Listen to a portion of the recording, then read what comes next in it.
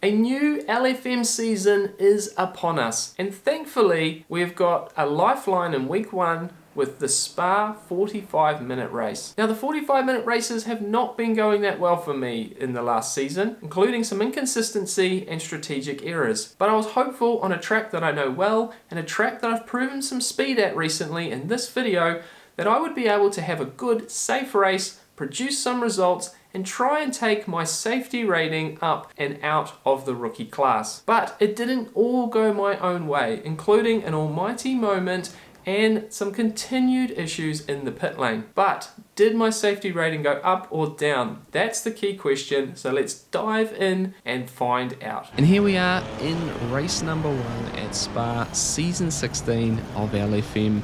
And this one we were greeted with very cold temperatures, about 15 degrees for an air temperature, and it was certainly the coldest track temperature that I had experienced up until this point.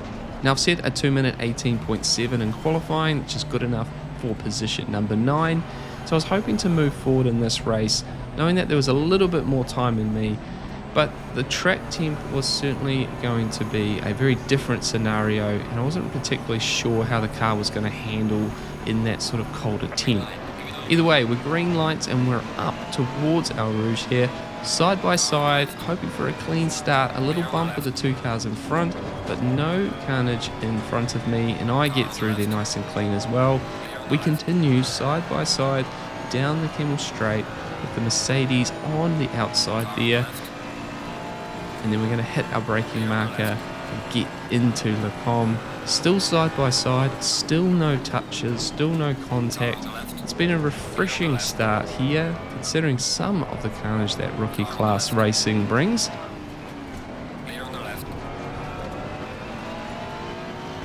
And we fall in behind the Mercedes in P9, braking down into Brussels now. It's Mustang, he's coming back onto the track. I'm a little bit worried about where he's going to come in. This BMW, he takes an opportunity to come down the inside at No Name. And we go round the outside here, hang on to it. And we're on the outside now for the long left-hander of Puhorn.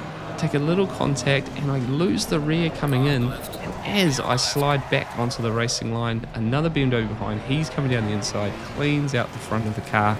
And I have spun out into the large infield that's here at Spa, and we are going to fall all the way back to more or less last position, trying to have the nice safe rejoin. It's a tricky way to start this race, and unfortunately that is how these things go sometimes. But however, it was a relatively clean start, and it was really my mistake for not falling back and going single file through Puhorn and not really getting that one right. Hanging around the outside was not the right call at all there. We get a run on this McLaren now as we make our way up to Blanchemont. I'm getting a little tiny bit of an overlap, but I decide to move out from that. Again, side by side through Blanchemont is not a good idea. Don't quite get the corner right though. We run wide on the exit and we come down towards the chicane. I'm trying to be nice and cautious. This McLaren behind, he almost collects me in the braking zone. So it's been an interesting first lap, having to avoid a fair bit of carnage and being involved in the spin myself. And we find ourselves in P22 at the end of lap number 1. And as we come up El Rouge for the first time in flying race trim, this is where I get a little bit of a wiggle through the top, doesn't quite want to turn, and I pick up my first track limit warning. And unfortunately this is going to be the trend of these first couple of laps as we come out of Stelvot here, as we make the turn up towards Blanchemont once more. I get a really silly little run wide, get a second track cut warning, and that one's really disappointing. That's a silly one to get. You should not be getting one there. Coming into the chicane now at the end of lap 2. These cars in front have definitely been battling hard. I've been trying not to be too involved, trying to keep it really clean. I get a little run on this Ferrari here. He had a compromised exit out of the chicane. And I've been quite good down here into La Source in practice. So we managed to hit our braking market, get it turned in nice and early. On the throttle, it's a bit of a drag race now towards El Rouge. And fortunately, I do get in front. He pulls in behind, so I can take the normal racing line there. but once again I take a bit too much curve, I get a little wiggle, and I managed to pick up my third and final track warning in the space of a lap. So we're now really on the back foot. I've got less to fight with than some of these other cars around me. They're doing a lot of squabbling. I'm trying my best not to make any contact to really affect the safety rating, and unfortunately no more track cut warnings. Really hoping to avoid the 30-second stop-go penalty for that. Coming into La Source once more, and the awkward moments with these McLarens here. The Ferrari, he managed to get the run up the inside this time, so we fall back to the back of this train as we come up towards El Rouge once more. So it hasn't been going particularly well, my mission to move forward. The Ferrari here up running on, takes a huge slide, he finds the wall, and I'm really worried he's going to come back onto the track there. I brake super hard to avoid him, and that then allows the two cars behind to get the full run up the Kemmel Straight, a sitting duck here. So we avoid the accident but lose 2 more positions in the process as we come into Le Combe. So really tricky first set of laps, and now here 27 minutes left to go. We find ourselves behind this white McLaren, silver and black Ferrari, and I've definitely been faster than the cars around me at this point, but getting by them has been really tricky.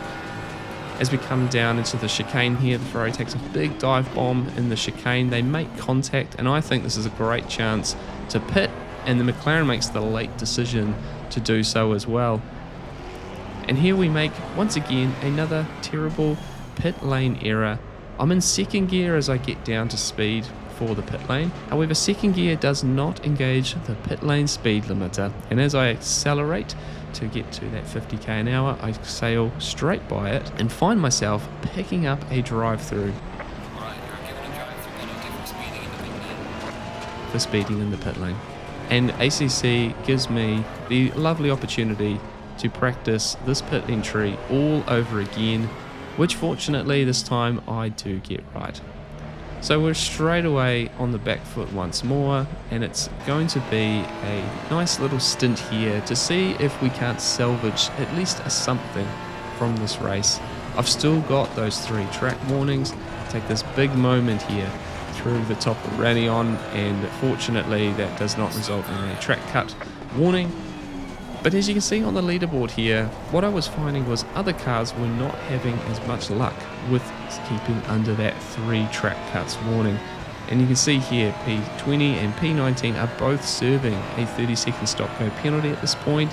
So I'm managing to pick up a few positions here just by staying clean and staying consistent. At the start of lap number 14 here, I get by the P17 car that's serving their pit stop with 11 minutes left to go. And at the start of lap number 16, I'm making a good run here on the P16 Ford Mustang. And as we come up through El Rouge and Radion, I get a little bit wide here. I managed to lift enough to avoid the track cut. And I had told myself that if this had happened, I wasn't going to pursue a pass down the Kemmel Straight. However, the Mustang, he pulls over with the indicator on, he's letting me by, so we get to move up now into P16. And then with 4.5 minutes left on the clock, we find ourselves collecting P15 as that Ferrari is in the pits, taking what I assume is a mandatory pit stop, although very late in the piece to be doing so. And that's where this one ends for us. The one thing I was really learning about this track in the cold was how nervous the rear of the car was. It was where I was really struggling. You see as I come down here into Puhorn, I'm losing the rear of the car a bit. It was making it really nervous on these sort of high-speed entries. And up El Rouge particularly, you saw me all race really struggling as we make the transition through El Rouge and Radion. So I was really learning through this process, so it wasn't all wasted. Despite the spin as well, I was able to increase the safety rating, and I didn't lose too much ELO here in what was a pretty competitive field to start with. With P15 on the line. So race number 1 was a bit of a frustrating one for me. Certainly learning a lot about Spa in the cooler temperatures during the last part of the race, and I was really excited to take those learnings forward into some future races. However, despite the issues, my safety rating was still able to increase, and we got it up to 4.41. A good little move forward, and certainly a trend I was hoping for in race number 2, and let's dive into that one right now. Right, and we now jump straight into qualifying for race number 2, into what will be my fastest lap of this session. Making our way to the source here, hard on the brakes, getting it turned in. I'm getting nice and comfortable now with turn 1 at Spa. And this session was in the same track conditions as we had in the previous race. 16-degree track temp, and I was really looking to put some of the learnings I had into this particular session, and it allowed me to make a couple of setup changes and make the car a lot better in these colder temps. See, as we get up through our Rouge down on the Kemmel Straight, I'm a little bit down on my best lap so far, but time is to be found later in this lap for me. Coming to Le Com, and we get second gear, hard over the curbs here, up into third, getting it over, don't quite hit the apex, but run it out nice and wide, and we come down to Brussels. So far, not too bad. Now, I've been trying to take the considerations you guys have been giving me from my first 100 hours video. I'm trying to get a little bit deeper and off the back of No Name and cutting the corner a bit more. That seems to be working for me. I'm 2 tenths up, and as we come down into Buhorn, I'm now really starting to find the time in this track. 4 tenths, 5 tenths up now as we come towards the next set of corners in Campus. And starting to feel nice and comfortable. The changes I made to the rear ride height was certainly starting to pay off. The rear of the car was a lot more stable, and it was allowing me to push a lot more. Down to Stelvot now, I don't quite get this one as good as the previous lap, but you see there I'm still half a second up, and the predicted time there, a low 2:18, is a really solid improvement on my fastest lap around Spa, being that 2:18.5 that I set in that previous video, just regardless in the very different track temperatures. Through Blanchemont now, really hard on the power, 6th gear, and we managed to nail my braking into the bus stop chicane, trail brake through the apex there, little dab to get it turned in at the last part, out the other side, 8 tenths up, and we managed to set our first ever 2:17 lap time at Spa. And we're going to carry on with this lap because it's definitely a case of what could have been in this particular session. Nailing a 2:17 was a massive boost of confidence. And you can see I'm actually in quite a fast lobby because here I'm actually only P5 for that particular lap time, and it sort of really hammered home a point from that previous video where a 2:18.5 was quick, but inside LFM there's still a lot of work to be done. So even getting down to a 17.9, 5th place, it's not exactly pushing the leaders that hard. So I've definitely got lots and lots to learn. However, you can see here I get sector 1 very, very good. I'm half a second up through the first section of the course, almost 6 tenths as we come down to Brussels. I'm rapidly catching this BMW in front of me. He was about a 2:20 for his qualifying lap time. So I was definitely a little bit worried about how the last part of this lap was going to unfold. We're still holding on though to that half-second advantage as we come down towards Buhorn, and unfortunately I'm a little bit too eager on the throttle here. Get a little bit early on the gas, and I just don't quite get to the racing line. We understeer wide and invalidate that lap. And as you can see here, it was 7 tenths down, and potentially we would have been a couple positions higher with that lap had it finished through to the end. So it's really interesting that I'm still able to find that much time in a session. Putting it all together though is a different story. But P6 for our quali, a little better than it was yesterday, and hoping for a better race in this particular, this first lap. Holding the speed now, waiting for that green light. Green, green, green. We are away side by side once more up El Rouge for the start of race number 2. Again, we get a nice clean run here. I'm on the outside, inside for Radion, trying to make the corner, which I do. Want to avoid track limits as much as possible in this race. And we've got side by side with this BMW here, with the Mustang behind, looking left and right, seeing for an opportunity. And as we come down to Le Com, we're going to have a little bit of a bump here. We've got the 2 BMWs and the Ferrari scuffling. we managed to keep themselves straight, and we managed to avoid to be involved in any of that mess. And now a push down to Brussels. Again, the BMW and the Ferrari, they're making a few bit of contact. I'm being cautious. The Mustang behind, he throws it up the inside. And then we have this really awkward moment here with probably a bit of connection issues, because this Ferrari appears through me as we come to no name. It's really off-putting. I have no idea how it's all happened.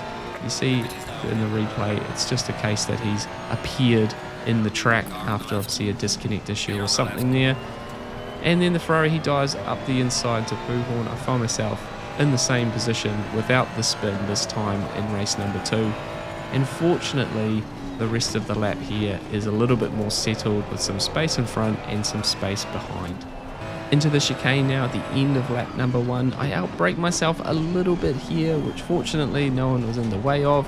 It does compromise my exit though onto the front straight, and that completes lap number 1 for us. And then as we approach El Rouge for the first time in race trim, I am hoping for a better entry into this particular corner. However, I don't quite get it right. I've got to really fight to keep it inside, and I pick up a track limit warning, the same as prior race. All these flashbacks from yesterday are coming back. The BMW, he gets a really good run up through El Rouge, so he makes his way past me down the Kemmel Straight, runs wide at Le Com, but we fall in behind and let him get on with the job here. And as we make our way down to Brussels on lap number 2, the 2 Ferraris in front, they take a bit of a squabble there on the outside, and we get our way around here nice and clean. However, the Ferrari, he rejoins, and we find ourselves once again not learning from our previous race lessons on the outside as we come down towards Buhorn. And again, there's no more grip out here this time as well. I'm not sure why I keep doing this, but we run wide. And now we have the Porsche next to us as we approach campus. We have a good little battle here. I'm hanging around the inside now, trying to hold on to this on the outside through campus. And as we come towards Stelvot, I've got the inside line. However, I'll break myself a little bit here. There's a little bit of a touch behind, and I'm definitely going to have a compromised entry into the straightaway towards Blanchimont. The Porsche, he's got the racing line, so he gets a much better exit, and on pure pace he is going to come by me here. I have a think about sticking it up the inside, but Blanchimont is not the place to be trying that, so we take the normal racing line through here, and quite a messy second half of the second lap. We come down now into the chicane. We're sitting there, P11, we've sort of gained some places and lost some places, and I really need to sort of settle down now and get into a groove if I'm going to salvage any result from this particular race. However, lap number 4, coming up El Rouge, we have an almighty moment, and fortunately find ourselves somehow still on the road, still pointing straight. We bang it down in gear, gas it up and get out of there. A stream of cars come by us down the Kemmel Straight, which would be expected, dropping down to P15, but still in the race, which is the most important thing. And we check the replay here, we just get too much of that inside curb. It's very messy, we lose the rear, and it probably is as close as you can be to having a race-ending accident without actually having one. You just see here on the chopper shot, it's as close as you want to get to that tyre barrier.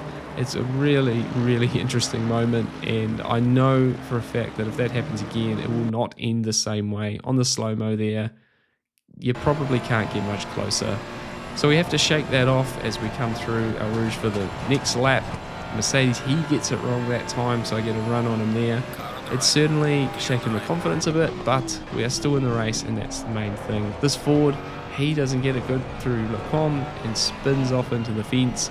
And we've gained a couple of positions there, some freebies, and then been making our way now towards the back of this train, which is positions 12, 11, 10, and 9. I've definitely got some pace on these guys in front, and over the next sort of 5 minutes, we just slowly chip away, getting towards the back of their group. And you can see there, it's cars number 18, the number 3 Porsche, the number 17 Ferrari, and the number 20 BMW. And these guys have been fighting, they've been showing some aggression. So I thought with 26 minutes to go, it would be a really good opportunity to play a bit of strategy and play the undercut. The hope was, with fresh tyres and fresh air and the speed I was showing, I'd be allowed enough opportunity to put enough time in and potentially get by all 4 of them in this race and find myself in the top 10. So we get the pit entry right this time, no issue with a speeding in the pit lane penalty, and we go off in pursuit of making this plan work for us. There's a car coming up Eau Rouge at the moment. Fortunately, he does not get close, and I'm able to hold on to some track position, some clean air, and immediately it starts to work. A few minutes later, we come by the pit lane. We see the number 3 Porsche there. He's in the pit lane. Something's obviously happened with that group in that particular car, because he ends up being quite a bit behind us, a lot more than I expected, so certainly not just the strategy on my part. And at the start of lap number 11, we have, as we come towards pit exit, we see the car up the hill there, and the number 18 BMW just exiting the pits now. So this strategy is definitely working, and it's the number 17 Ferrari that's just exiting the pit lane here. I've got warm tyres and speed down the Kemmel Straight, and we managed to find our way by here and gain now in front of 3 of those 4 cars on this strategy. It's working out quite well right now. Also, I noticed that in P7, the number 1 car has a drive-through as well, which looks like a pit lane speed limit issue. So at the end of lap number 12, we effectively are sitting in P8 position on the road. One more car from that train of cars is yet to pit, so it's just full focus now, setting some clean lap times and seeing if we can't jump just that one other car. And with 8 minutes 11 seconds to go, you see him up the hill there with BMW. He's now coming out of the pit lane, and we're going to get through Eau Rouge okay here. You can see him now exiting onto the Kemmel Straight. I'm a little bit further back than I was with the Ferrari, so it was all about it this lap now to see that with him on cold tyres and me at race pace, whether I can close up and potentially try and put a move on him. I know that with him just having pitted, he should have a big tyre advantage once the tyres warm up, but we were just trying to see if we could get something done on this lap, see if there's anything I can fight with. Now I will right now point out my issue with tyre pressures. Again, I was not able to do a very good job of those ones over this particular race, and that will be a continued work on for me in the coming weeks. And then we get down here, end of lap number 16, and we are certainly on the back of this BMW with 6 minutes left to go. However, an interesting thing happens. You see, with 2 minutes to go, I'm still here in the fight. His lap times were not that impressive versus what I was expecting from him on fresh rubber, and potentially he actually hadn't changed tyres in the pit stop, because I thought it would just be a case he would pit and drive away from me. So with more or less a lap and a bit to go, I'm still thinking about trying to take this P7 position as we come up towards Branchemont, trying to get a bit of a run here. I was definitely better into the chicane than him, so it's just a case of trying to put some pressure on and see if I can't either force an error or find an overlap at some point to pull a manoeuvre off. He runs a bit wide in the chicane. I get a good exit out of here. He has to move over to cover, and now I try and move to the outside here, but it's not quite enough overlap to allow him to come back to the racing line. And so it was all a case of trying to get through Eau Rouge here. I was pretty sure this was going to be the last lap, so I thought a full send up Eau Rouge and Raidillon and try and find some overlap before the end of the Kemmel Straight. However, as we make our way up Eau Rouge, it doesn't quite go to plan for me, and I get a really big slide, pushing a bit too hard on old tyres, and I'm a little bit of a sitting duck here to the Ferrari. If I'm honest, I thought this move would be done earlier than this, and potentially I could have actually tried to move and cover this one a bit more. I've always been starting with the careful approach, you could say, with these races. So that was probably a point where I should have been a bit more aggressive just to cover it, but it was at least worth not avoiding any sort of contact, trying to hold on to some safety rating in these ones still. Then we comes to chicane for the final time. I think it's a pretty good recovery from me. Nice to not be completely in the wall at our Rouge. The undercut worked pretty well for me. A P9 position could be a lot worse. So race number 2 was a much better experience for me. Yes, we had the almighty moment up El Rouge and I was very lucky to not end my race there. But some good consistency through the race and a nice undercut strategy call certainly saved the result for me, and I was really happy to not only get that 17.9 in qualifying, but a couple of 18.3s in the race as well. I've certainly been learning from you guys and the comments you've been giving me about my performances, and it was nice to put some of those into practice and show an improvement. The result of those 2 races was that my safety rating is now 4.57, and we are continually creeping towards that 5.0 safety rating and exiting the rookie series. And it's nice in a way that I've been able to continue to race, not start from the pit lane, to maintain that safety rating. And it's certainly a deeper discussion I'd like to have once out of rookie series, and hopefully there's some cool lessons for you guys once we get out. But week 1 racing is not done for me yet, and we'll continue to race into the weekend, and we'll bring all the action of those races right here on the channel in a future video. So if you want to see those, hit the subscribe button, and thank you very much for coming along for some of my week 1 races. I hope you're out there having some cool races as well. But till then, race hard and stay positive. We'll see you again in another race video really soon. Cheers.